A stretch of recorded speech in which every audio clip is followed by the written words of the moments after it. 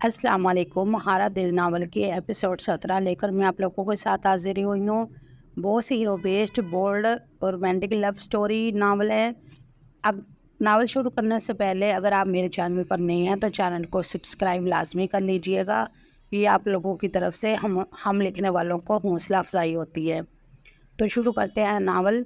शहरयार फंदी जैसे ही फंदी मेंशन से निकलता है, इसका रुख दोबारा हॉस्पिटल जाने का था। अभी वो रास्ते में ही था जब इसके नंबर पर साहर खान की कॉल आने लगी।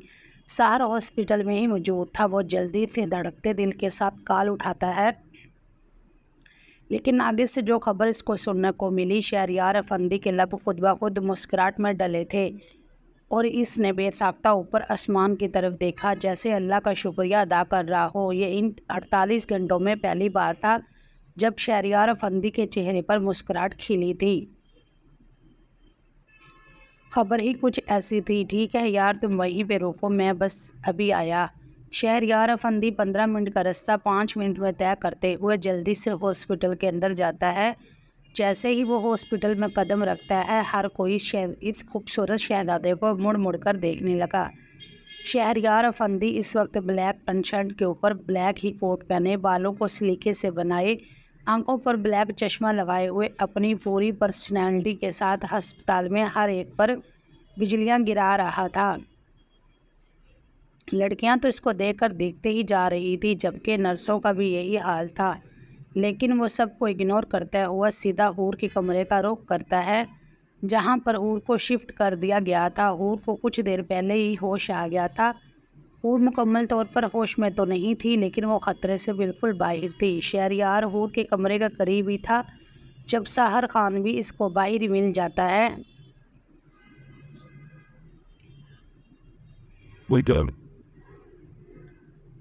हाँ भी शहजादे, अब तो खुश है ना मेरा यार? साहर खान शहरयार को गले लगाते हुए खुश दिली से बोला। हाँ बहुत खुश हूँ, लेकिन जब तक इससे खुद बात नहीं करूँगा तब तक इस दिल को सुकून नहीं आएगा।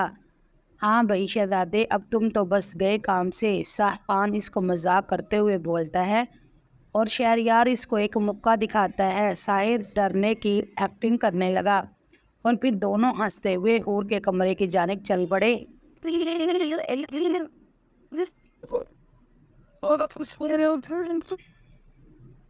शहरयार कमरे में कदम रखता है तो इसकी नज़र सबसे पहले हूर पर पड़ी। हूर की एक साइड पर हाजरा बेगम बैठी थी, जबकि दूसरी साइड पर इरम बैठी थी। इरम हूर का हाथ अपने हाथों में लिए न जाने कौन सी बातें कर रही थी। हूर के होंठ धीमी सी मुस्कुराहट में ढले थे। रंगत इसकी अभी भी जर्दी माइल थी, आंखों के गिर्द हल्के उभर आए थे।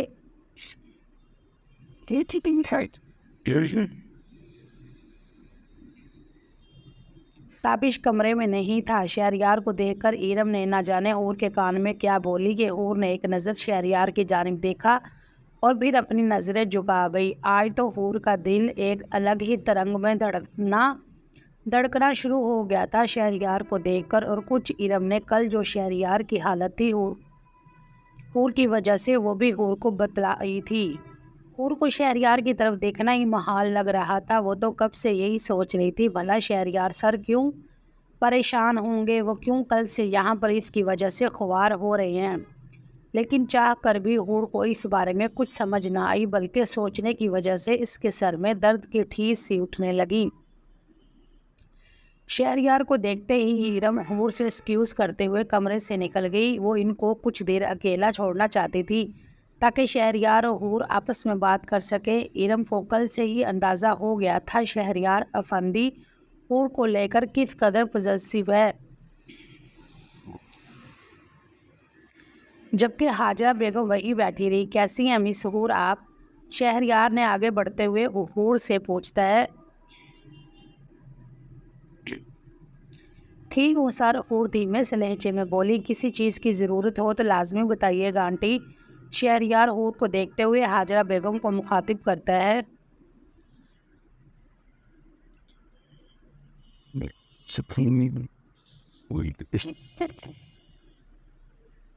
नहीं बच्चा, बहुत बहुत शुक्रिया। अल्लाह तो मैं खुश रखे, कामयाब करे और तरक्कियां दे। तुमने जिस तरह मेरी हूर का ख्याल रखा है, इस तरह तो मेरी हूर का कोई भी ख्याल नहीं रख सका।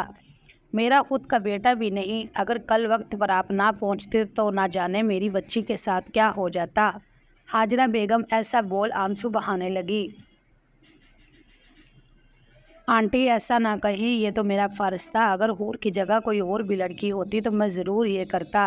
میری عزت نفس گوارا نہیں کرتی کہ کوئی انسان دکھ درد میں ہو اور میں اس کو اگنور کر کے نکل جاؤں، کیونکہ میرے بابا کہتے ہیں جس انسان کے اندر انسانیت نہ ہو وہ انسان کہلانے کے لائق نہیں ہوتا، اور میں نے جو کچھ بھی کیا ہے وہ میرا فرض تھا، کسی پر احسان نہیں۔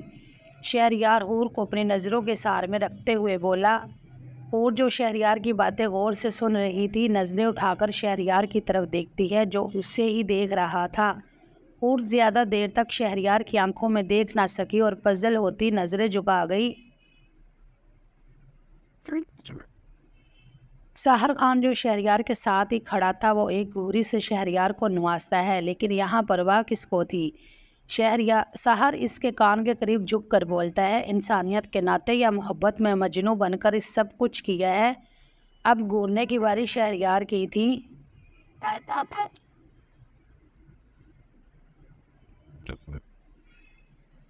حور پر دوائیوں کا نشہ چڑھ رہا تھا، کچھ دیر پہلے ہی ارم نے اس کو دوائی دی تھی، وہ بار بار اپنی آنکھیں کھولنے کی پوری کوشش کر رہی تھی، لیکن نیند اس پر غالب آ گئی اور وہ سو گئی۔ کچھ دوائیوں کے نشے کا بھی اثر تھا کہ وہ بار بار نیند میں جا رہی تھی۔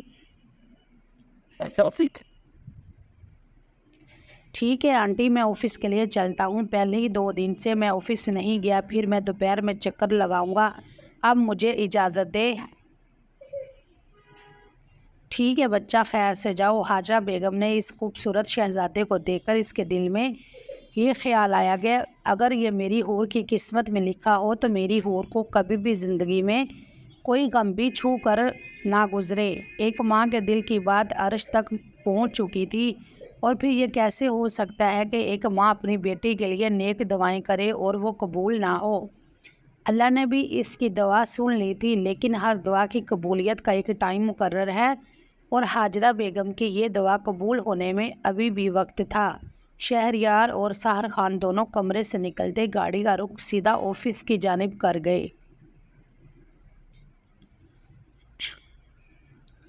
ابام رات 11 بجے کے بعد گھر میں آیا تو زویا تب تک سو چکی تھی۔ وہ آتے ہی اپنا کوٹ اتار کر صوفے پر پھینکتا ہے، اپنی واچ اتار کر ڈریسنگ ٹیبل کے سامنے رکھتا ہے اور پھر الماری سے کپڑے لیے ایک نظر سوئی ہوئی زویا کو دیکھ کر فریش ہونے کے لیے واش روم کا رخ کرتا ہے۔ جیسے ہی واش روم سے پانی گرنے کی آوازیں آنے لگی تو زویا نے جھٹ سے آنکھیں کھول لی۔ جب ابام کمرے میں آتا ہے تب زویا جاگ رہی تھی، لیکن وہ ابام کی آہٹ محسوس کرتے ہی سوتی بن گئی۔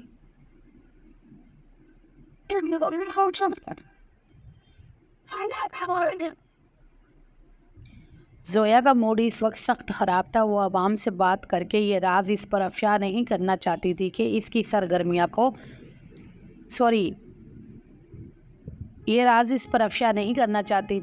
سرگرمیوں کا زویا کو پتہ چل گیا ہے۔ ابھی وہ اپنے شک کو شک ہی رہنے دینا چاہتی تھی تاکہ ابام کو کچھ پتہ نہ چلے۔ تھوڑی دیر بعد ابام فریش ہوتے ہوئے باہر نکلتا ہے اور آئینے کے سامنے کھڑے ہو کر بال بنانے کے بعد خود پر پرفیوم کا چھڑکاؤ کرنے لگا۔ پرفیوم چھڑکنے کے بعد وہ بیڈ کی جانب آتا ہے، بیڈ پر لیٹ کر وہ کروٹ بدل کر سونے کی کوشش کرنے لگا۔ زویا جو آنکھیں بند کیے ابام کی ایک ایک حرکت نوٹ کر رہی تھی، اس کو یوں چپ چاپ سوتا دیکھ کر زویا کا دل اندر تک کرچی کرچی ہو گیا تھا۔ وہ تو سمجھی تھی ابام روز کی طرح اسے اپنے ساتھ لگا کر سوئے گا، منائے گا، لیکن یہاں پرواہ کسے تھی؟ جب مرد بدلنے لگتا ہے تو عورت فوراً سمجھ جاتی ہے۔ یہ مرد ذات بڑی بے ایمان ہوتی ہے۔ عورت اس کے لیے سالہ سال اپنی خوشیاں داؤ پر لگا دیتی ہے، اپنی ہر چیز کی قربانی دیتی ہے، لیکن مرد جب بدلنے پر آتا ہے تو عورت کی ساری قربانیاں سب کچھ ایک پل میں بھلا دیتا ہے۔ عورت کو اپنا سب کچھ ریت کی مانند لگتا ہے جو ہر گزرتے دن کے ساتھ اس کی مٹھی سے پھسلنے لگتا ہے۔ عورت نے اپنے خوابوں کا، خوشیوں کا محل مرد کے بھروسے بنایا ہوتا ہے، وہ تو کچی دیوار کی مانند نکلتا ہے جو ایک ہی دھکے سے ٹوٹ جاتا ہے۔ زویا نے ساری رات رو رو کر گزاری اور ابام وہاں مزے سے سوتا رہا۔ دوسرے دن زویا ابام کے اٹھنے سے پہلے ہی فریش ہوتی نیچے چلی گئی۔ اس نے روز کی معمول کی طرح اس کے لیے ناشتہ بنایا اور اس کو اٹھانے کے لیے کمرے میں آتی ہے۔ اس سے پہلے ابام اٹھ چکا تھا، وہ سارا سے فون پر بات کر رہا تھا۔ زویا کمرے سے باہر کھڑی ہو کر اس کی باتیں سننے لگی۔ ہاں سارا بیبی، نہیں کوئی بات نہیں ہوئی، میں جب آیا وہ سو رہی تھی اور ابھی بھی کمرے میں موجود نہیں ہے۔ نہیں، اسے کسی بات کا شک نہیں ہے۔ اچھا ہے، اس کو شک نہیں ہے۔ اگر اس کو ہمارے بارے میں بھنک بھی پڑ گئی تو ہمارا بنا بنایا پلان ناکام ہو جائے گا۔ ابام کی باتیں سن کر زویا کا تو پیروں تلے سے زمین سرک چکی تھی۔ وہ کس چیز کے بارے میں پلان بنا رہا ہے، زویا سوچنے لگی۔ پھر اپنا سر جھٹکتے ہوئے کمرے میں آتی ہے، چہرے پر منسوئی مسکراہٹ سجاتے ہوئے بولی، بام ڈارلنگ، آپ اٹھ گئے؟ رات کب آئے تھے آپ؟ میں تو جلدی سو گئی تھی۔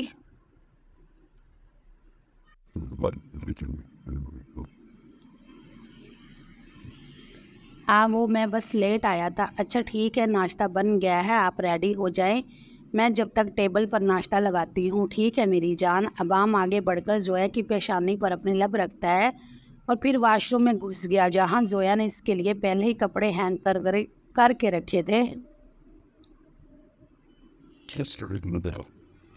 زویا اپنے آنسو پیتی ہوئی کمرے سے نکل گئی۔ تھوڑی دیر بعد جب ابام تیار ہوتے ہوئے نیچے آیا تو زویا نے جب تک ناشتہ ریڈی کر لیا تھا، وہ دونوں بیٹھے چھوٹی چھوٹی باتیں کرتے ہوئے ناشتہ کرنے لگے۔ ناشتہ کرنے کے بعد ابام آفس کے لیے نکل گیا، جبکہ زویا ناشتے کے برتن سمیٹنے لگی۔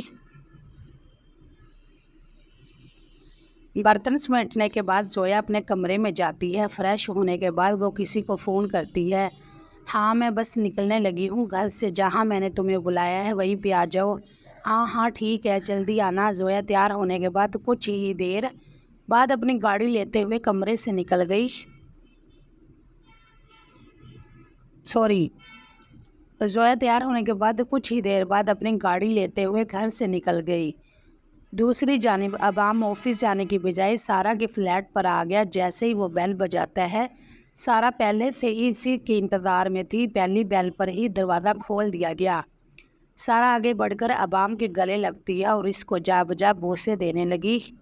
آئی مس یو سو مچ ابام، سارا لاڈ سے بولی۔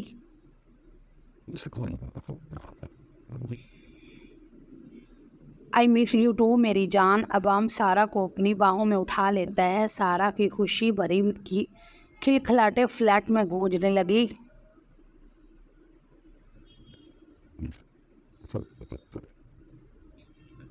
کتنے حسین پل ہے نا، یہ دل کر رہا ہے تمام عمر تمہاری باہوں میں گزر جائے۔ سارا ابام کے سینے سے لگی میٹھا میٹھا بولنے لگی، میری جان یہ پل بہت جلد آنے والے ہیں، جب صبح کا آغاز اور رات کا اختتام تم میری باہوں میں کرو گی، پھر تو تم مجھ سے تنگ آ جاؤ گی۔ ابام سارا کی ناک پر اپنی ناک رگڑتے ہوئے بولا، بام ڈارلنگ کیسی باتیں کر رہے ہو، میں تو ترس رہی ہوں ان پلوں کے لیے، کب ہم ایک ساتھ ہوں گے اور کھل کر زندگی انجوائے کریں گے۔ بس سارا بیبی، بس کچھ دن کی بات ہے۔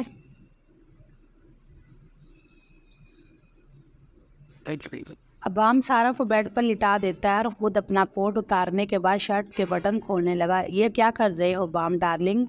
یار تمہیں تو پتہ ہے نا، زویا نے مجھے آفس جانے کے لیے تیار کیا تھا، اب اگر ایسے ہی ہم لوگ ایک دوسرے کے ساتھ وقت بتائیں گے تو کپڑوں پر شکنیں پڑ جائیں گی۔ تمہیں پتہ ہے نا آج کل زویا بھی آفس آ رہی ہے اور اس کو بھی بھوت چڑھا ہوا ہے آفس میں کام کرنے کا، تو اگر اس کو تھوڑا سا بھی شک ہو گیا، آج کل ویسے بھی وہ بہت میری جاسوسی کرنے لگی ہوئی ہے، جب تک میرا پلان مکمل نہیں ہو جاتا اس کو کچھ بھی موقع نہیں دینا چاہتا میں۔ بڑا سمجھدار ہے میرا بام۔ ہاں بس یہ ساری چلاکیاں سمجھداریاں تم ہی سے تو سیکھی ہیں۔ وہ اپنی شرٹ اتارتے ہوئے آگے جھک کر سارا کی ٹھوڑی کو اپنی انگلیوں میں لے کر محبت سے بولتا ہے اور پھر زویا کے اوپر شدت دیوانگی سے چھا گیا۔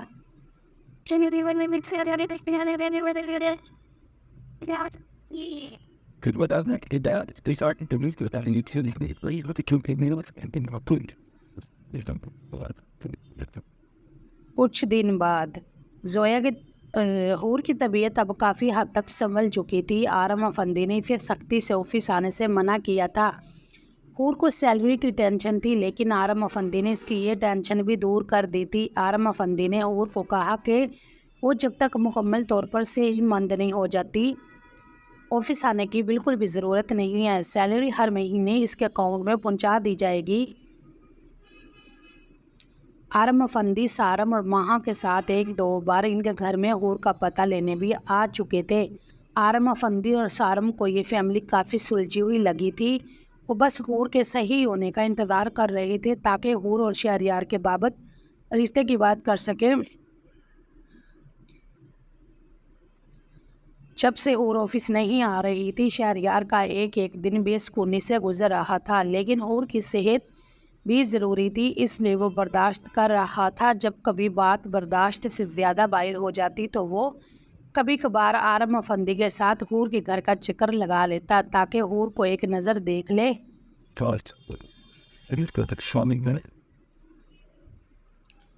آرم افندی بھی شہریار کی بے چینی اچھے سے محسوس کر رہے تھے. وہ بھی جلد سے جلد حور کو آفس میں واپس دیکھنا چاہتے تھے. لیکن حور نے اس ٹراما کا اتنا گہرا اثر لیا تھا کہ کئی راتوں تک وہ سو نہ سکی. اسے پینک اٹیک آتے تھے.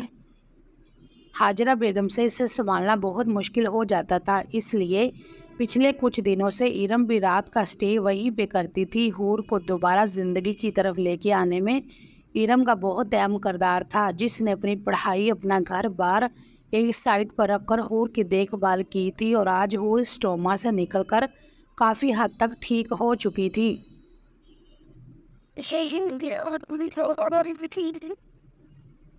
تائی امی میں کل سے آفس جاؤں گی. اب میں بالکل ٹھیک ہوں. گھر رہ کر بور ہو گئی ہوں. وہ سب لوگ دوپہر کا کھانا کھا رہے تھے جب حور ہولے سے بولی. نظریں البتہ جھکائی ہوئی تھی تاکہ حاجرہ بیگم کی گولیوں سے بچ سکے. کوئی ضرورت نہیں ہے ابھی آفس جانے کی. جب تک تم مکمل طور پر صحت یاب نہیں ہو جاتی تم آفس بالکل بھی نہیں جاؤ گی اور یہ میرا حکم ہے. حاجرہ بیگم منسوئی غصے سے حور کی طرف دیکھ کر بولی. پر تائی امی کام کا کافی حرج ہو رہا ہے. وہ تو آرم سر کافی اچھے ہیں جو مجھے گھر بیٹھے سیلری دے رہے ہیں. میں آرم سر سے بات کر لوں گی. آدھا دن آفس میں کام کر کے جلدی گھر آ جایا کروں گی. پلیز تائی امی انکار نہیں کریں.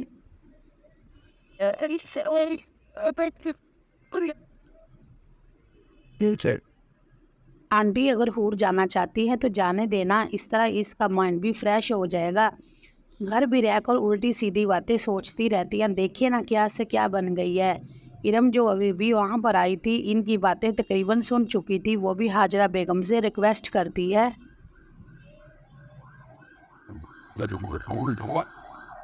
ٹھیک ہے اگر تم لوگ اتنا اصرار کر رہے ہو تو میں کون ہوتی ہوں اعتراض کرنے والی. لیکن تم آدھی چھٹی لے کر گھر آیا کرو گی جب تک مکمل طور پر تمہارے زخم بھر نہیں جاتے. ٹھیک ہے تائی امی. حور خوشی سے حاجرہ بیگم کے گلے لگ گئی. آپ بہت اچھی ہیں. آپ دنیا کی سب سے اچھی ماں ہیں. حور نم آنکھوں سے بولی. ہاں بس اب مسکے نہیں لگاؤ. چلو کھانا ختم کرو. حاجرہ بیگم حور کے سر پر چت لگاتے ہوئے اس کا دھیان کھانے کی طرف کرتی ہے.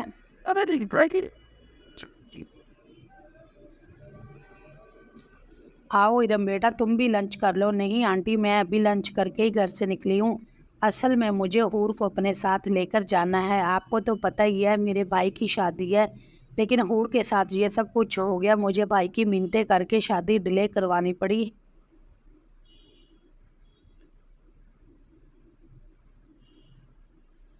لیکن اب جمعے کو شادی ہے تو آپ سب لوگوں نے لازمی آنا ہے. میں حور کو اپنے ساتھ لے کر جا رہی ہوں. مجھے کچھ شاپنگ کرنی ہے. حور چلو گی نا میرے ساتھ. پہلے تو حور ڈر سی گئی تھی باہر جانے کا نام سن کر. لیکن پھر ایرم اتنے پیار سے پوچھ رہی تھی کہ حور کو اپنا ڈر سائڈ پر رکھ کر ہاں کرنی ہی پڑی.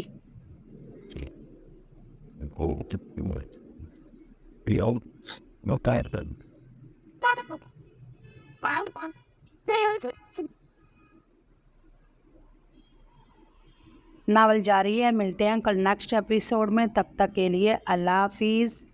اور اگر آپ چینل پر نئے ہیں تو چینل کو سبسکرائب لازمی کر لیجیے گا.